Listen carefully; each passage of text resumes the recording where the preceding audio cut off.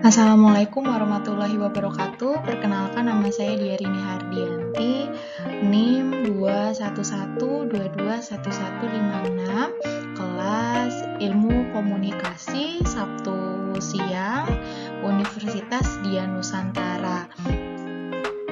Pada kali ini saya akan menjelaskan tentang apa saja yang kita pelajari di semester 1 untuk mata kuliah pengantar ilmu komunikasi. Yang pertama, kita akan belajar tentang hakikat komunikasi, yang merupakan sebuah proses pernyataan antar manusia di mana yang dinyatakan adalah pikiran atau perasaan seseorang kepada orang lain dengan menggunakan bahasa sebagai alat penyalurnya. Gak hanya itu teman-teman, kita juga akan belajar tentang formula Lasswell yang di dalamnya berisikan who says what in which channel to whom with what effect.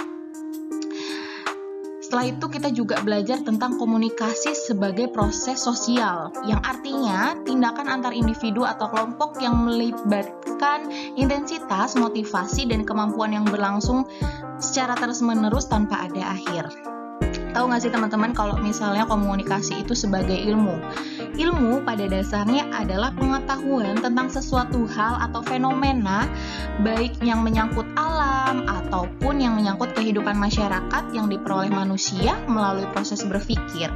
Itu artinya bahwa setiap ilmu merupakan pengetahuan tentang sesuatu yang menjadi objek kajian dari ilmu tersebut.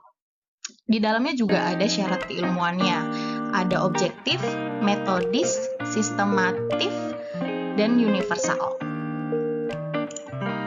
Bab kedua, arti penting komunikasi dan karakteristik komunikasi. Tahu nggak sih teman-teman kalau misalnya komunikasi itu ditujukan untuk menciptakan penyampaian suatu pesan kepada orang lain dengan cara komunikasi yang efektif. Tujuan komunikasi juga memiliki dua sudut pandang teman-teman, yaitu dilihat dari sudut kepentingan sumber dan dari sudut kepentingan penerima. Menurut Harold Lasswell, komunikasi itu mempunyai 3 fungsi sosial teman-teman. Yang pertama, pengawasan lingkungan. Kedua, korelasi di antara bagian-bagian dalam masyarakat untuk pencapaian konsensus lingkungan. Ketiga, sosialisasi, transisi nilai-nilai warisan sosial dari satu generasi ke generasi selanjutnya. Akibat dari komunikasi dapat mencakup 3 aspek teman-teman. Yang pertama ada aspek kognitif, aspek konatif, dan aspek afektif. Karakteristik komunikasi juga bisa dilihat dari komunikasi suatu proses. Lalu kedua, komunikasi adalah upaya yang disengaja serta mempunyai tujuan. Ketiga, komunikasi menurut adanya partisipasi dan kerjasama dari para pelaku yang terlibat. Bab ketiga, kita akan belajar tentang ruang lingkup, definisi, dan konteks.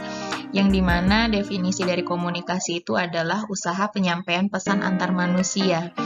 Unsur komunikasi itu di dalamnya terdapat komunikator, pesan, saluran, komunikan, umpan balik, dan gangguan. Lalu perspektif komunikasi itu ada 2, perspektif psikologis dengan perspektif mekanis. Kita juga belajar tentang umpan balik, two-way communication, yang artinya itu jawaban komunikan atas pesan komunikator. Tahu nggak sih teman-teman kalau misalnya komunikasi juga punya tujuan loh.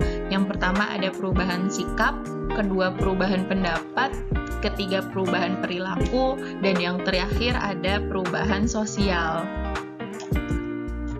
Bab keempat, ini mempelajari tentang sejarah ilmu komunikasi teman-teman. Ini ada sejarah komunikasi dan sejarah ilmu komunikasinya. Yang pertama, sejarah komunikasi dulu ya teman-teman. Itu diawali di era tulisan tahun 2000 sebelum Masehi, lalu menyusul era cetak di tahun 1456. Ada era telekomunikasi di tahun 1884, lalu ada era interaktif di tahun 1946. Lalu ini sejarah ilmu komunikasinya ya teman-teman. Ada di yang pertama ini periode retorika zaman Yunani kuno, lalu periode pertumbuhan ini tahun 1900 yang merupakan Perang Dunia Kedua. Lalu ada periode konsolidasi, itu Perang Dunia Kedua sampai dengan tahun 1960. Lalu yang terakhir ini ada teknologi komunikasi dari tahun 1960 sampai dengan sekarang. Tahu nggak sih teman-teman kalau perkembangan ilmu komunikasi itu merupakan suatu ilmu pengetahuan sosial yang bersifat multidisipliner, yang artinya itu mencakup berbagai ilmu. Nah, tokoh-tokohnya juga ada banyak nih teman-teman dari berbagai disiplin ilmu. Yang pertama ada Harold Laswell dari bidang politik, lalu ada Paul Lazarsfeld dari bidang sosiologi, Lewin dari psikologi, dan ada Shannon dan Weaver yang merupakan insinyur komunikasi. Nah, keilmuannya juga udah banyak nih teman-teman. Ada literatur, spesialisasi, teori, dan model komunikasi yang makin lama semakin berkembang. Lalu ada institusi teman-teman, itu ada pendidikan, asosiasi, pusat penelitian berkembang.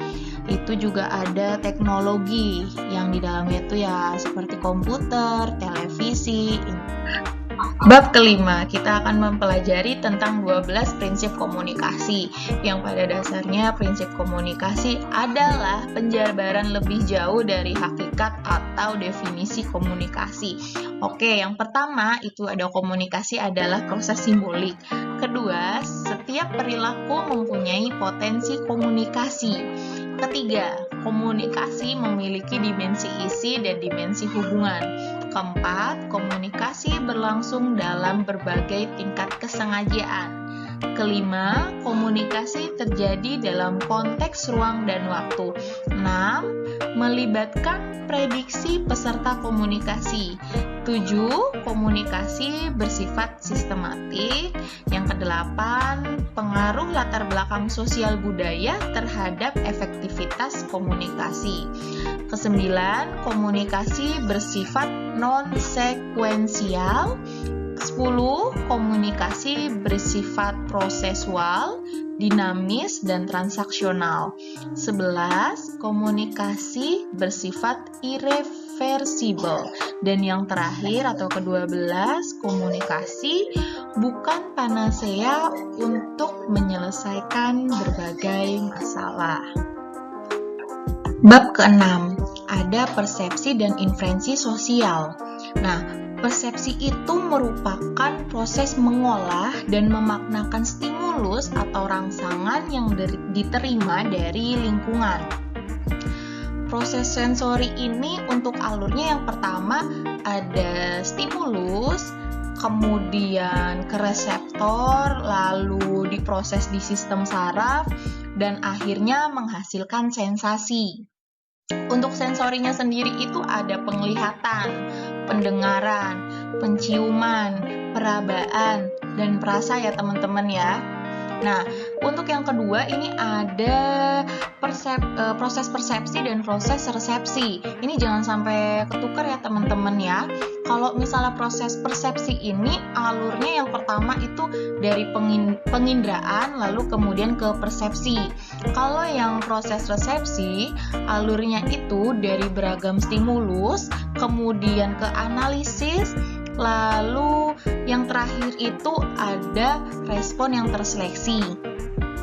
Nah, ilmu psikologi juga percaya bahwa tingkah laku manusia merupakan fungsi dari cara dia memandang. Oleh karena itu, untuk mengubah tingkah laku manusia harus dengan cara mengubah persepsinya. Macam-macam persepsi ini ada banyak ya teman-teman. Ada persepsi visual, auditori, perabaan, penciuman, dan pengecapan. Ada juga ini teman-teman, faktor internal dan eksternal yang mempengaruhi seleksi persepsi. Yang pertama untuk yang faktor internal itu ada kebutuhan psikologi, latar belakang, pengalaman, kepribadian, dan kepercayaan. Untuk yang faktor eksternalnya itu intensitas, ukuran, kontras, gerakan, dan kebaharuan ya teman-teman ya. Masih lanjutan dari bab 6 ya teman-teman ya. Untuk persepsi sendiri itu juga ada fungsinya ya teman-teman. Pertama itu ada pengenalan dan penempatan. Lalu kita juga ada belajar tentang persepsi sosial yang merupakan proses seseorang untuk mengetahui, menginterpretasikan, dan mengevaluasi orang lain yang dipersepsi. Tentang sifat-sifatnya, kualitasnya, dan keadaan lain yang ada di dalam diri orang yang dipersepsi tersebut ya teman-teman ya.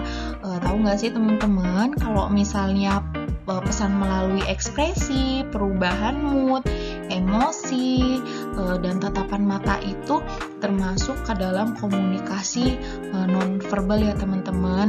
Untuk perilaku nonverbal sendiri itu cenderung tidak bisa dikekang dan sulit untuk dikontrol ya teman-teman. Dan petunjuk yang ditampilkan itu juga dapat mempengaruhi perasaan. Menurut Izar, itu ada 6 ekspresi wajah ya teman-teman. Pertama ada marah, takut, bahagia, jijik, terkejut, dan sedih ya teman-teman. Nggak hanya itu aja, di bab 6 kita juga belajar tentang kontak mata, bahasa tubuh, dan sentuhan. Setelah itu, ini juga ada inferensi sosial yang berarti usaha untuk mengerti apa yang kita pelajari tentang orang atau orang-orang lain. Inferensi sosial juga ini ada prosesnya ya teman-teman ya. Prosesnya itu berupa pengumpulan data sosial seperti informasi sosial, penampilan fisik, isyarat-isyarat nonverbal, dan tindakan-tindakan orang lain. Ini juga ada karakteristik pembentukan kesan. Yang pertama ada self-enhancement, itu adalah upaya untuk menambah daya tarik diri pada orang lain. Lalu ada other enhancement, itu merupakan usaha untuk membuat orang yang dituju merasa nyaman dalam berbagai cara. Bab ke-7 ini ada model-model komunikasi ya teman-teman ya. Definisi model sendiri itu adalah representasi suatu fenomena, baik nyata ataupun abstrak, dengan menonjolkan unsur-unsur terpenting fenomena tersebut. Ini ada banyak sekali macam-macam modelnya ya teman-teman ya. Kalau yang pertama ini ada model-model komunikasi dasar. Di dalamnya itu ada model komunikasi satu arah, model sirkuler dua arah, model komunikasi spiral, lalu ada model lainnya. Terus ini juga kita belajar tentang model komunikasi antar pribadi.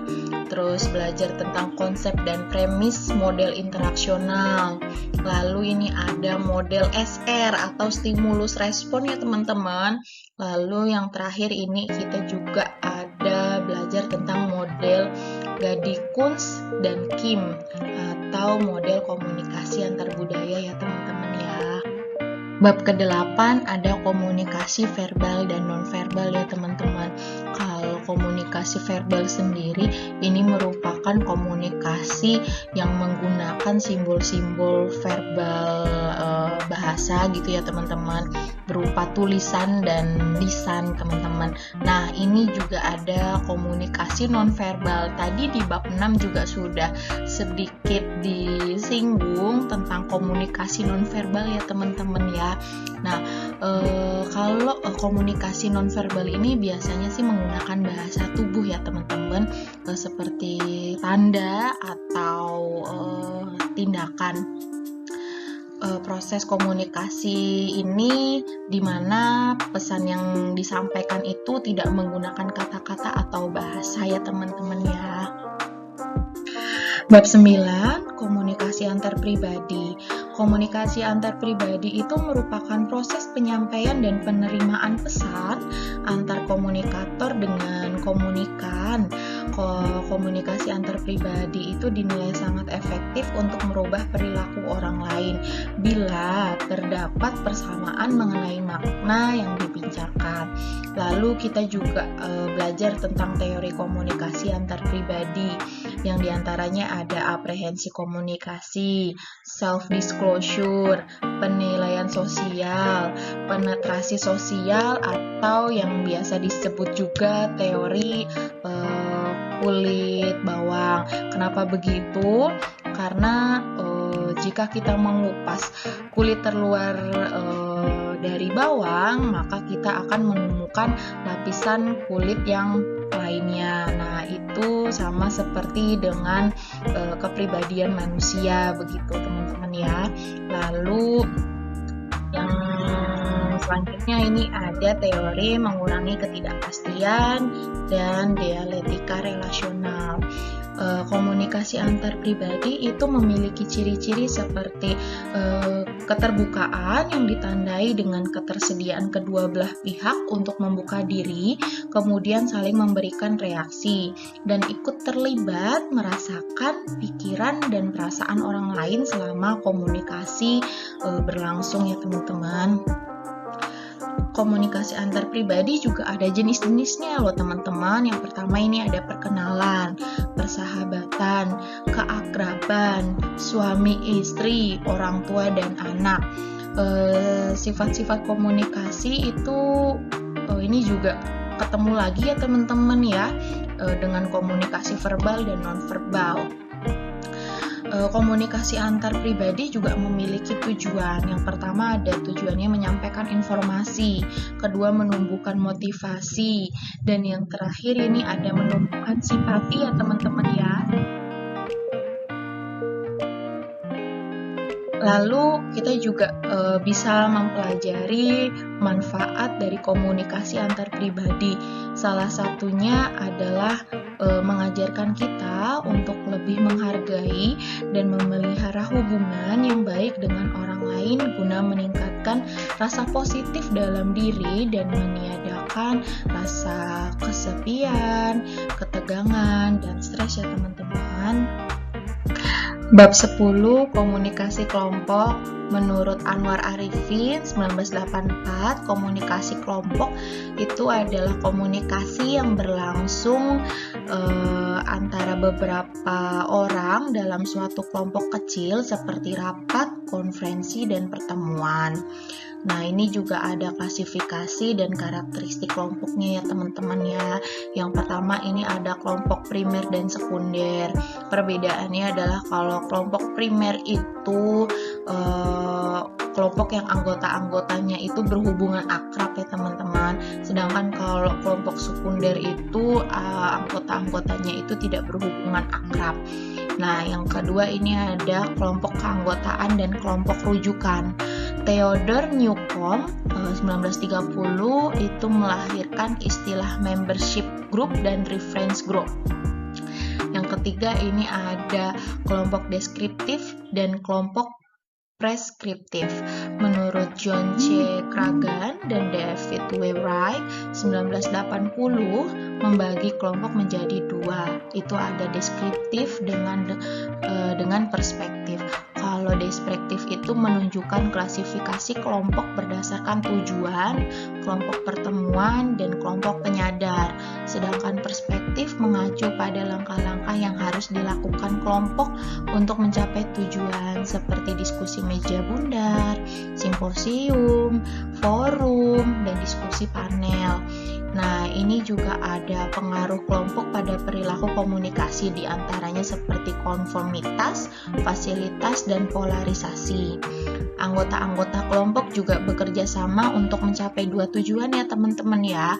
Yang pertama diukur dari hasil kerja kelompok disebut prestasi atau performance. Yang kedua diketahui dari tingkat kepuasan atau satisfaction ya teman-teman. Bab 11 kita ada mempelajari tentang komunikasi organisasi ya teman-teman ya.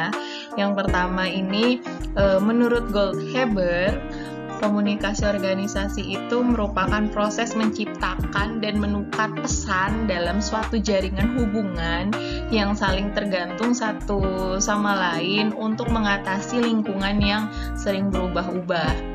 Di dalam komunikasi organisasi juga ini ada teori-teorinya ya teman-teman ya. Yang pertama itu ada teori struktural klasik, teori neoklasik, teori fusi, teori penyambung, teori sistem sosial, teori public relation, dan teori kepemimpinan.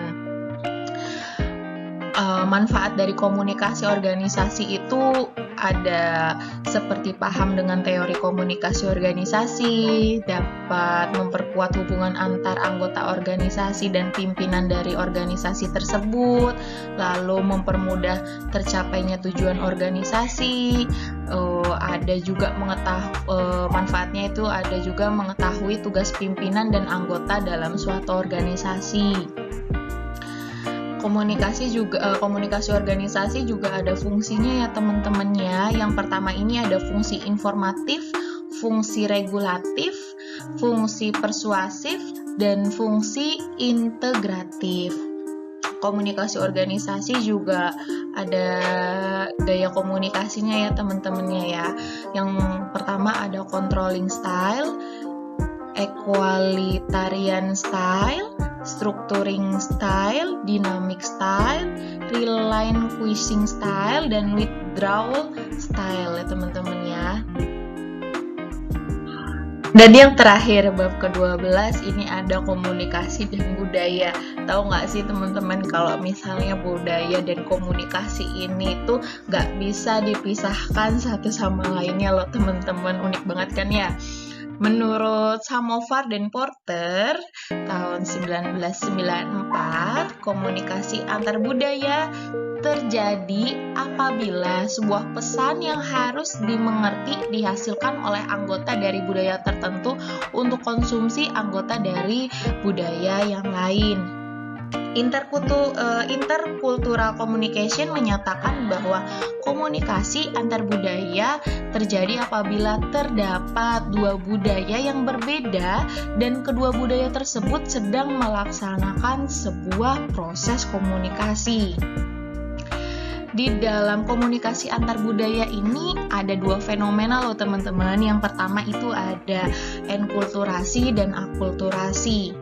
Menurut Litvin tahun 1977, tujuan komunikasi antar budaya adalah yang pertama itu menyadari budaya sendiri, kedua lebih peka secara budaya, ketiga merangsang pemahaman yang lebih besar atas budaya sendiri, keempat ini yang terakhir ada memperluas dan memperdalam pengalaman seseorang.